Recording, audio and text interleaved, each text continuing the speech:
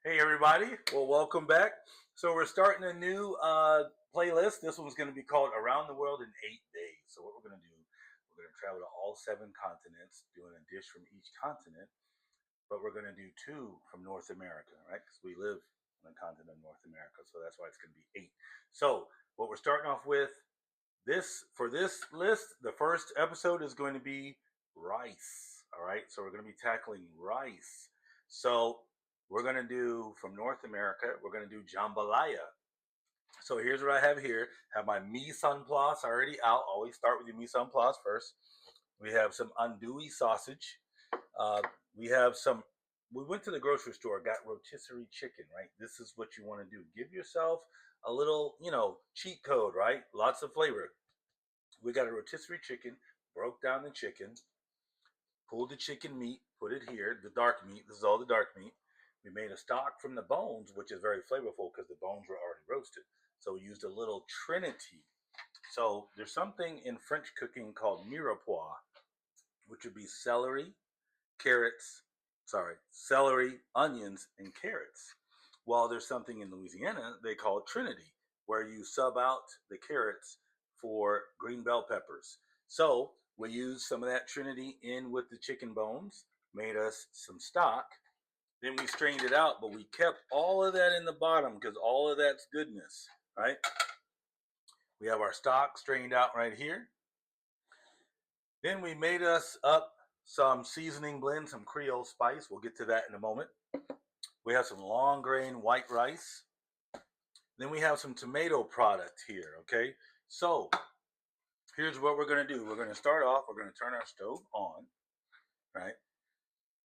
Now, while that's heating up, we're just going to chat just a little bit. So for jambalaya, first of all, jambalaya is like a amalgamation of different words. In France, in French, jambon means rice, or excuse me, jambon means ham.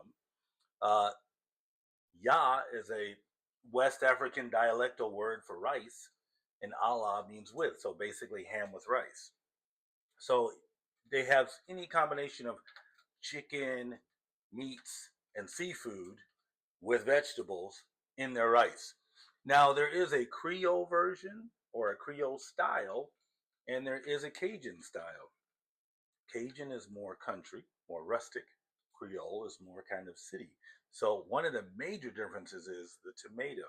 So, in Creole jambalaya, we have tomato product that we added. Again, this is where you give yourself a cheat code. This is just a nice seasoned marinara. So that's going to give us a nice depth of flavor, right? You don't have to just use tomato puree or diced tomatoes. Do something that's going to give you a lot of flavor. Also, the second difference between Creole and Cajun is the spice blend. So in this, if it were Cajun, it'd have more focus on heat. Creole has more focus on aromatics. So Cajun would have paprika, cayenne pepper, onion powder, garlic powder, white pepper, black pepper, a lot of pepper, right? Um, Whereas the Creole, we have some cayenne, we have a little bit of white pepper, but then we also have the addition of some aromatics, some herbs. So we have parsley, and we have some oregano and some thyme in this, right? So it's not as hot, it's not as focused on hot as Cajun, but it is a little more aromatic. So those are kind of the differences. Okay, so I know my pan is getting hot. I can start to hear a little crackling there. So what we're going to do, we're going to add a little bit of oil. And even this is a little garlic infused oil that I have. This is where you make it your own, right? We have a little garlic infused oil here. Ooh, that smells good already, y'all. We're going to add in our onions and our celery. Notice I have my vegetables separated. That way I can add them at various times because they don't cook at the same rate. So we're going to turn this down to about 2. We're going to put our fan on here so we don't set up our smoke alarm.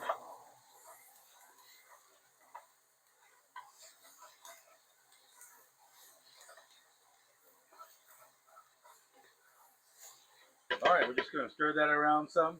Now what I'm also going to add in at the same time is our andouille sausage. Because what we want to do is we want to do what's called rendering it. So we want to render some of the fat out and caramelize the meat. So that'll release a little bit of its fat. And it'll caramelize the meat, bringing out the natural sugars in the meat, and of course, bringing out flavor. So one of the things you want to do when you're cooking is, I always tell people, leave it alone. Don't feel like you have to be messing with it every 10 seconds. So you want to kind of let it sit and caramelize a little bit, right? So we're going to stir a little bit more, and we're going to let it sit. Now, if you want to look in the pot here, you can see our andouille. See how it's nice and still kind of pale? It isn't caramelized. Well, there's something called the Maillard response that'll end up taking place, and that's where the temperature at which it'll start to caramelize. But that only happens when it's in contact with the surface. So you kind of want to let it sit and just do its thing and cook for a little bit.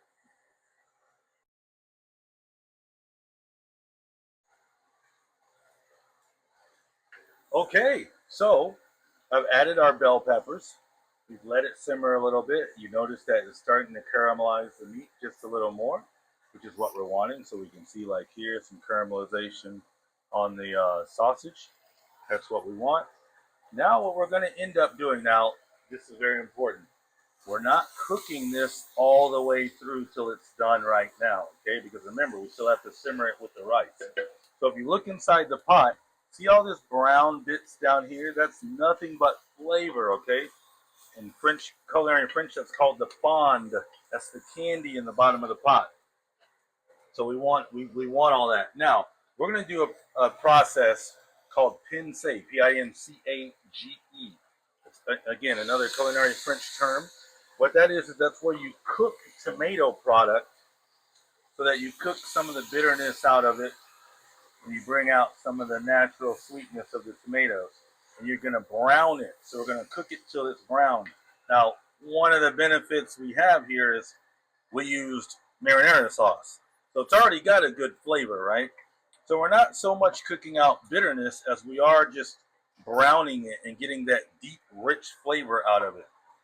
So this is where, you may have a recipe that doesn't call for you to do that, but remember, we're always focusing on technique. So doing little things like this is how when you go to a restaurant and you eat something, it has so much more flavor than maybe when you try to do it at home. It's because we use techniques like this. So we're going to cook this and let it start to brown some and get a nice deep rich flavor. Then we'll deglaze it with our chicken stock. Now what we'll also do is, let's talk a little bit about our seasoning mix.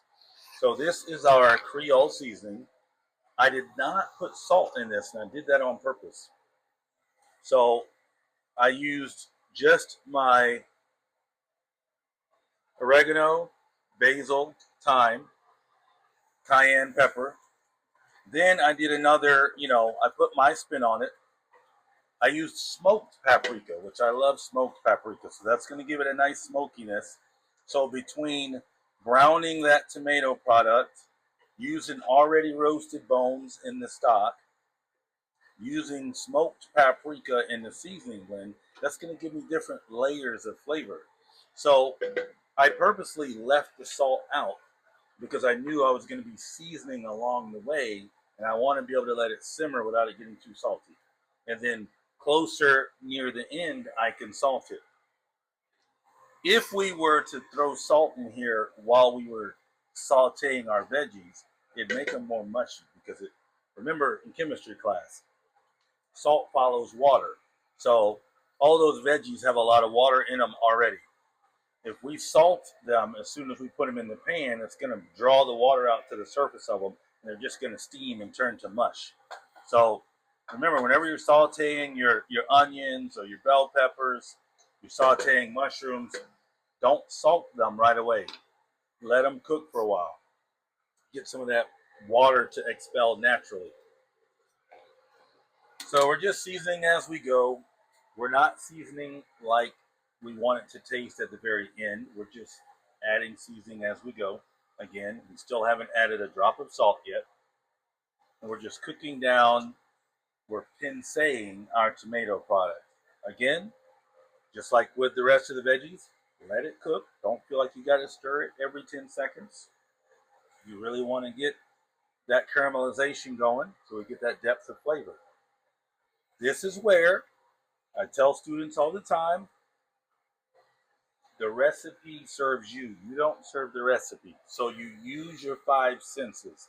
If your recipe you're following tells you, hey, cook this for, I don't know, 10 minutes on medium, you're 5 minutes in and you're seeing where it's starting to turn black, which is what you don't want, then you have to adjust. It's starting to overcook. So always use your five senses to cook, no matter what your recipe is telling you. Okay, now if we look down in the pot, we can see where we're starting to get that tomato product to caramelize. But it's not burning. Look, I can just scrape it with my wooden spoon and it comes off the bottom. Oh man, I wish you guys had smell-o-vision. This is insanely good smelling. So see how it's cooking the liquid out of the marinara? It's turning it into a paste and it's getting it nice and dark. This is exactly what we want. This is going to be pure flavor. So remember, this is the Creole version of jambalaya. Jambalaya, right? Ham and rice. If we were doing a Cajun version, we would not be using the tomato product, and our chicken would be nice and roasted dark, so it'd have more of a brown color and less of a red color. Oh, that's looking good, you guys. All right, I say we got about another 30 seconds on that. Then we're going to deglaze it. So let's talk about deglazing. So remember I talked to you about that bottom layer of flavor that's on the bottom of the pan, the fond or the candy. We're going to use a liquid. When we pour the liquid in, it's going to pull all of those particles of flavor up and back into the food. It's going to reincorporate it. That's what we want to see happen. All right, so we got just a few more seconds here. Then we're going to deglaze. Now, actually, before we deglaze, let's put our rice in. So I have a cup and a half of rice. So with long grain white rice, it's 2-to-1 water to rice or liquid to rice. So I have a cup and a half of long grain white rice, which means I'm going to need 3 cups of stock. So let's toast our rice a little. This is kind of also like the style of if we were making risotto. We would be toasting the rice. Ooh, that fond is looking good. So we just want to kind of, now at this stage, when you put your rice in and you're toasting it, you do want to stir it. Dried rice will burn. All right? So we just want to toast that a little. Again, we're building layers of flavor. All right? Just going to toast that for a few more seconds. Again, rotate your pan around. Make sure you're getting even heat. Oh, that is smelling so good. All right, let's put our chicken stock in. So we needed 3 cups of chicken stock, right? So this is a quart container, so this is 4 cups.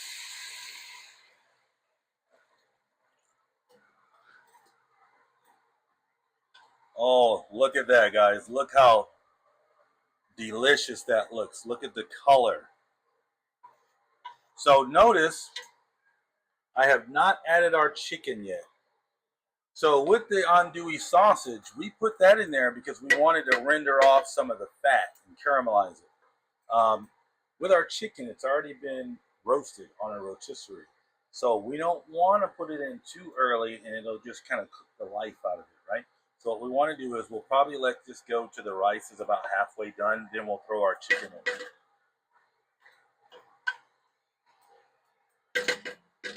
I have a little bit of extra chicken stock because we have veggies and stuff in there, and that stuff might absorb more of the liquid. So we may have to add some liquid. As a matter of fact, because I like having my jambalaya with just a little bit of liquid in it, a little bit of broth in it.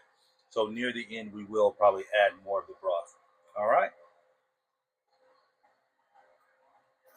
Okay, now we've let this simmer for just a little bit. One of the things you want to do is don't have it jacked up all the way on high, right? I have it way down here. on medium, and I'm probably going to turn it down a little bit further now that it's simmering. You want to cover it, keep the lid on it. Don't keep taking the lid off. Don't keep checking it. And absolutely under no circumstance do you want to stir it continually. This is the opposite of risotto. We're going to do risotto in another video. Risotto is the opposite of this. When you're dealing with just long grain rice, don't continually stir it. You can stir it every now and then. Make sure it's not sticking on the bottom, but you want to leave it alone. Otherwise, it'll turn to mush and it'll still be hard in the inside. So we're just going to take it. Notice we're simmering, so we got a nice simmer there. We're not at a rolling boil. I'm just stirring around a little bit. That way I can also see how well the rice is getting cooked. Oh, you guys, that smells delicious. Now, what I'm going to do, I'm going to taste it for flavor, and I'm going to taste it for doneness. I know there's no salt in it, so I know it needs salt. But remember, you've got sausage in there that's got a little bit of salt in it. But I'm also tasting for the doneness of the rice.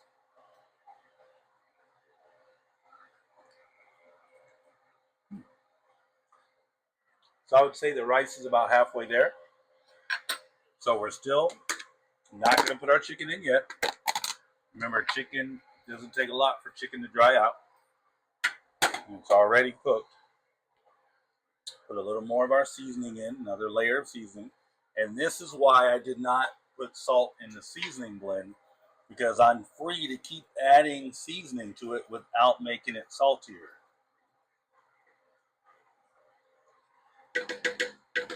Lovely.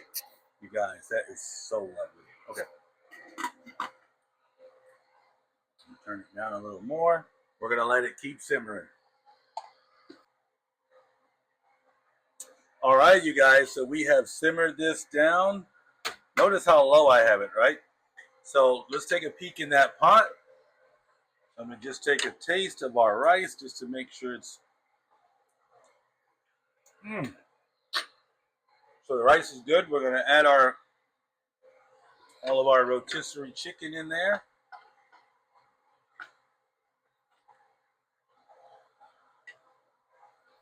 Oh my goodness. That is good. Okay, now let's add some salt, you guys.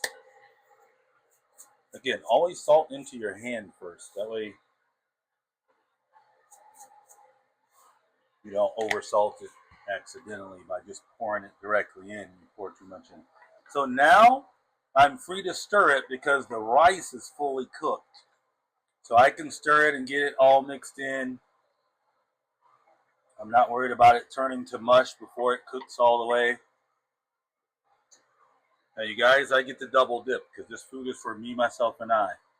Just remember when you're cooking for others, don't double dip.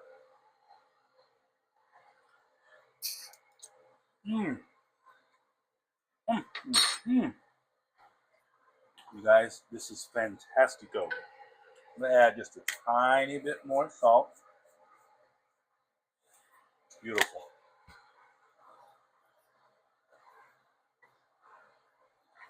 All right, I'm going to turn this off. We are good to go. All right, now, just grab a bowl real quick.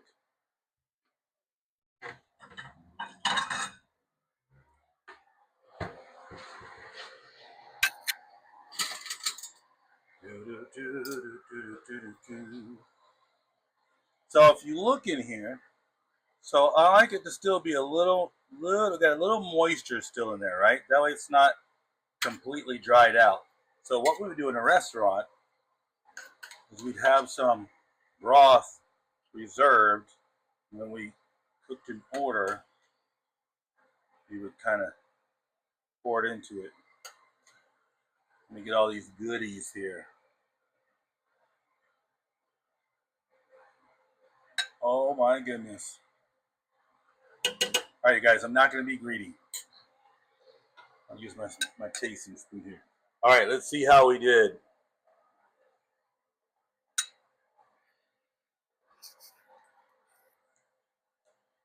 Mmm, that is so good, you guys.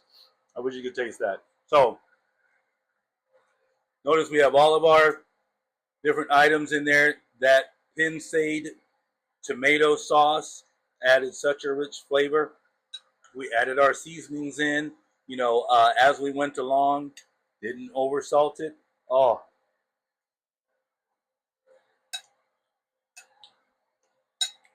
that's good and hot. That's what happens when you're greedy, right? Well, you guys, I enjoyed cooking. Hope you guys will make this soon. All right, happy cooking.